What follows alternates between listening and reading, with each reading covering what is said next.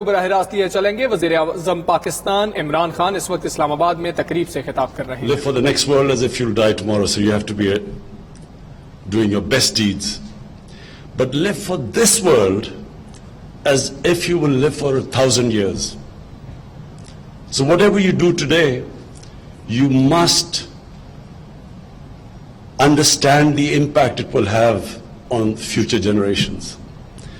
My love for environment started when I was in school. Our summer was spent in the hills next close to Islamabad, the foothills of the Himalayas. And winter was spent, most of the winter, weekends shooting partridge in various parts of Pakistan. So I was one of those fortunate Pakistanis who saw the diversity of the country. From east to west, north to south, it is a very diverse country. It has 12 ecological zones in Pakistan. So you have from alpine to tropical, from desert to Himalayan forests. Himalayan forests are probably rare in the world. You do not see forests like the ones if you go from just north from Islamabad. 100-mile radius, you see forests which you don't see in the world because of the height and the monsoons hitting the forest at that height. So it produces this ecology, the sort of wildlife, bird life, which you don't see anywhere else. But most Pakistanis never saw this. Most of people I grew up lived in cities and stayed in cities. So they didn't really understand the beauty of Pakistan. And so then I got involved in professional sports, so I was cut off for a while. But when I wrote this book about 30 years back, it was when I cut down on my cricket and again started visiting the northern areas, which are my favorite place in the whole world. I began to realize the disaster that was taking place in Pakistan. When I was born, the population of Pakistan was 40 million, just under 40 million. Today it is 220 million. So we could see the caption in the book, which I said, the dwindling wildlife and forests of Pakistan. Because I could see when I went back after school and in this big period when I was playing professional sport, when I again went to the mountain areas, the northern areas, and started shooting again, that's when I realized the devastation that had been caused by this population growth, but also no concern at all by our governments about the environment in Pakistan. And I repeat, the reason was in fact, all the decision makers came from cities, and they did not really know what was happening outside the cities. So I pledged that if ever I got into power, this would become my priority, that we must protect the great God-given beauty of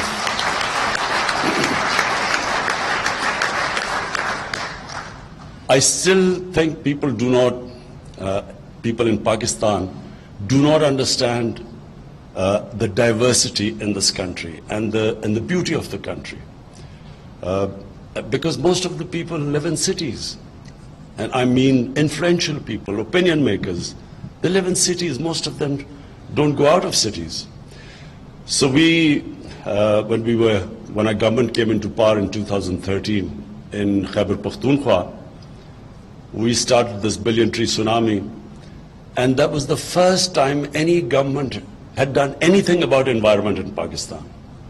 And people were skeptical. No one thought it would happen. But we had a very dedicated team, passionate people. And the magic formula of success, we involved the local communities, young people, women. So this is the formula. When people become stakeholders, people living in those areas, that's how you succeed. And when they see the benefits of protecting the environment. So when we won the general elections, we have this very ambitious plan of 10 billion trees. 10 billion trees means involving the whole country, and especially the young people. The first year has been just planning it, just as it was in Khyber Pakhtunkhwa. Our first year was basically getting the infrastructure, the nurseries, people involved, and then started the plantation. So now this year is the year when we will start a massive program all over Pakistan. What is important? And I'm talking about Pakistan, of course, you know, IUCN talks about Asia and the whole world. But our main concern right now is to make Pakistan a model, a country where we had one of the lowest, because of no check on the timber mafia. When we started the conservation plan of 1 billion trees in Khyber Pakhtunkhwa, the biggest problem we had was this mafia, the timber mafia. 10 of our forest guards were shot, killed by the timber mafia.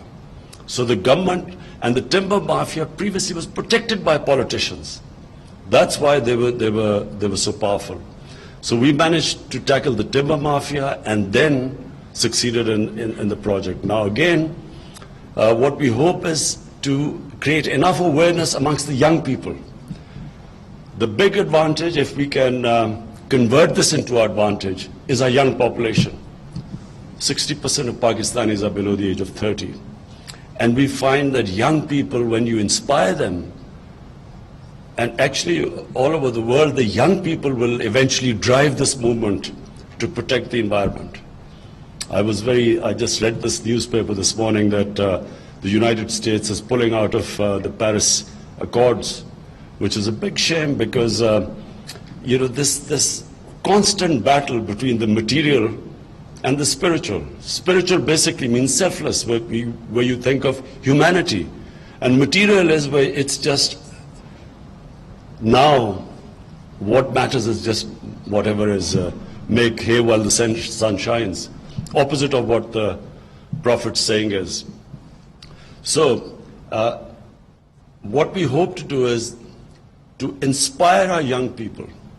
What we hope to do is put it in children's syllabus now, that it is important to protect the environment for their future.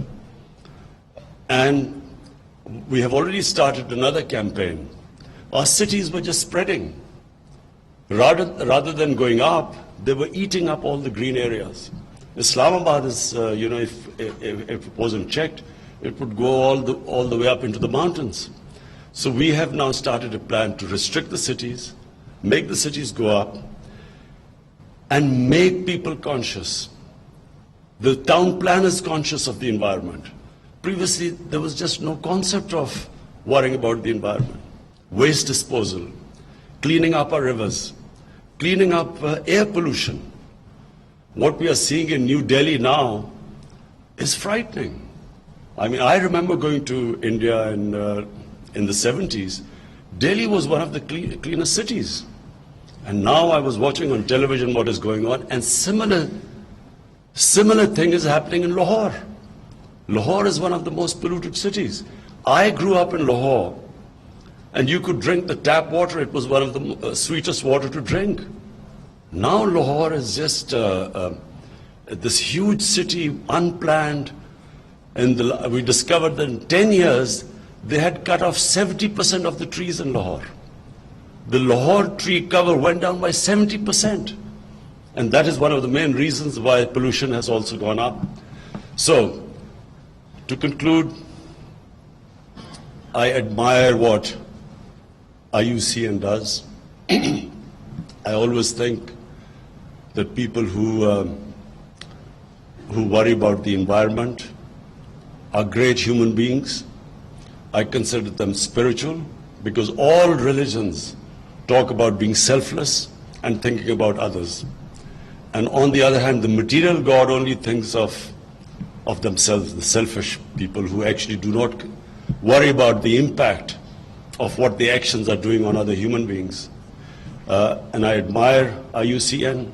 That's why I always admired ABAN. because when she used to talk about environment, people would laugh at her. I remember in 90s when people used to talk about global warming, people would think them lunatics. And when people would talk about climate change, no one understood. But now, everyone, especially people living in the rural areas where they are more close to nature, everyone now suddenly they see the impact of climate change. In our mountains, in the Karakoram and Himalayas, in Hindu Kush, the glaciers are retreating. There are glacial lakes formed, and glaciers is what sustains the population of the subcontinent. This is on the northern side. So, I want to again welcome all of you. I hope that this conference is productive, and I will try my best to appear in Marseille in a few months' time. Thank you. वज़ीर-ए-आज़म इमरान खान इस्लामाबाद में conference से खिताब कर रहे थे। उन्होंने कहा कि माहौलियात का तहफ़्फ़ुज़ हम सब का फ़र्ज़ है। पाकिस्तान में बेशतर लोग शहर से बाहर ही नहीं जाते हैं। पाकिस्तान कुदरती खूबसूरती और वसाइल से मालामाल मुल्क है। पिछले 10 साल में लाहौर में 70% दरख्त काटे गए।